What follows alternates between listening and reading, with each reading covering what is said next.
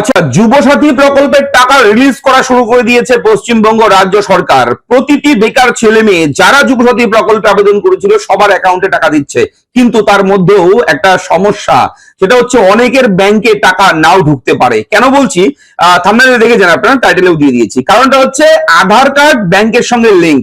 এই linking process যাদের নেই, যাদের ব্যাংকের সঙ্গে আধার কার্ড লিংক নেই, তাদের কিন্তু টাকা ঢুকতে খুবই সমস্যা হবে।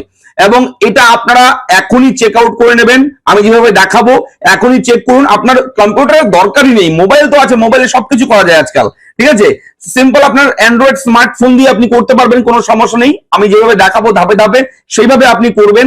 আধার কার্ড নাম্বারটা সামনে রাখবেন, আধার কার্ড নাম্বারটা দিয়েই আপনি চেক করতে পারবেন যে আপনার আধার কার্ড নাম্বারের সঙ্গে কোন কোন ব্যাংক অ্যাকাউন্ট লিংক আছে।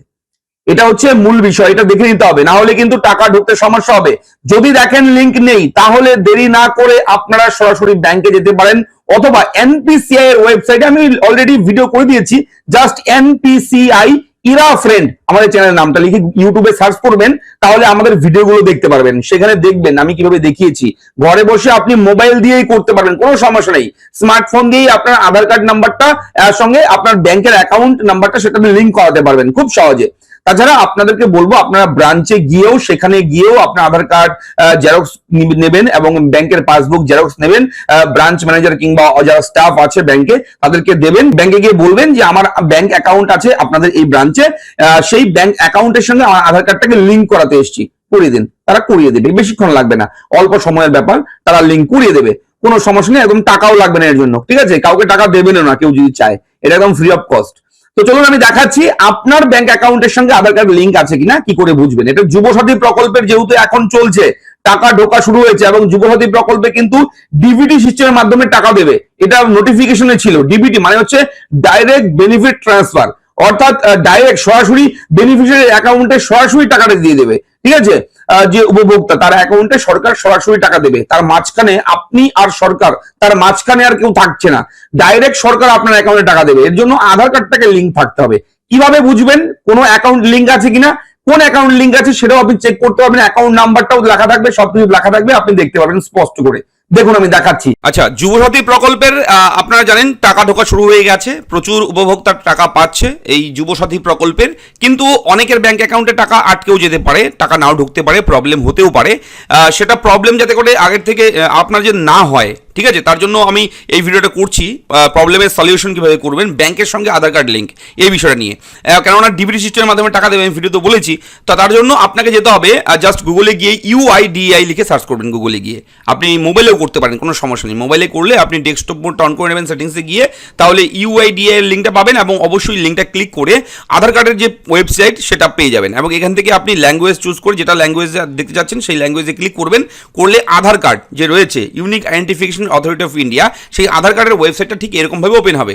দেখুন, দেখতে পাচ্ছেন তো? এই ওয়েবসাইটটা আপনার ওপেন করবেন। এটাকে আপনি বলে রাখি, মোবাইলে করলে গুগল ক্রোম ব্রাউজারের কোনার সেটিংসে গিয়ে আপনি ডেস্কটপ মোডটা অন করে নেবেন, তাহলে এরকমভাবে ফুল স্ক্রিন আপনার সামনে চলে আসবে। এবার কি করবেন দেখুন, মাই আধার অপশন রয়েছে ওপরে প্রথমে।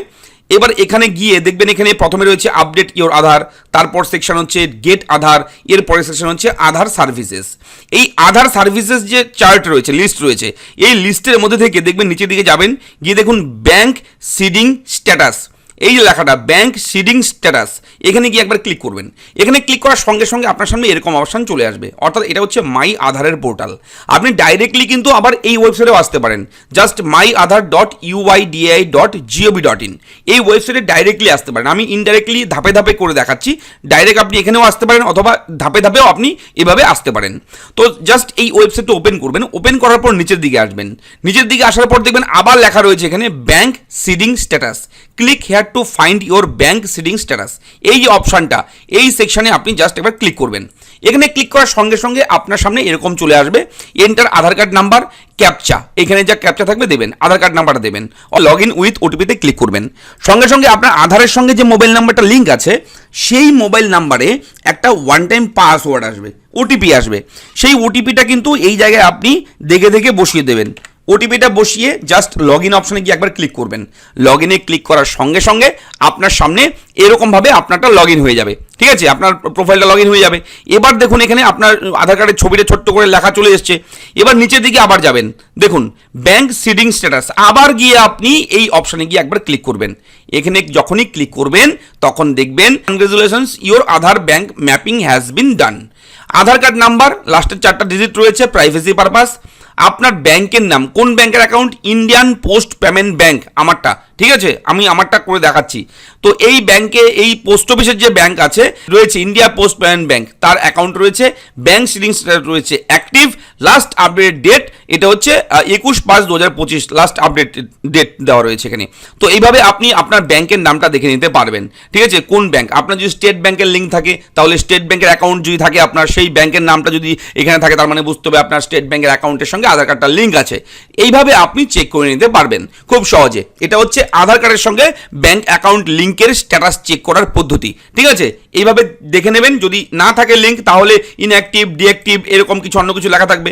এখানে যেমন সবুজ রাইট চিহ্ন দেওয়া রয়েছে, সবুজ রঙের লেখা রয়েছে একদম অ্যাক্টিভ, তার মানে কোনো সমস্যা হবে না। এবার আপনি যদি দেখেন যে এখানে আপনার স্টেট ব্যাংক এসছে, অ্যাক্সিস ব্যাংক এসছে, সেন্ট্রাল ব্যাংক এসছে, তাহলে আপনি যে ব্যাংকেরটা আসবে সেই ব্যাংকের দিয়েই কিন্তু আপনি সরকারি যোজনার, সরকারি প্রকল্পের সুবিধাগুলো নিতে পারেন খুব সহজে, যেগুলো ডিবিটি সিস্টেমের মাধ্যমে দেওয়া হয়। তাহলে কোনো সমস্যা হবে না লেনদেনে, সরকার টাকাটা পাঠাবে সরাসরি ডাইরেক্টলি আপনার অ্যাকাউন্টে ঢুকে যাবে স্মুথলি, কোনো সমস্যাই হবে না, ঠিক আছে।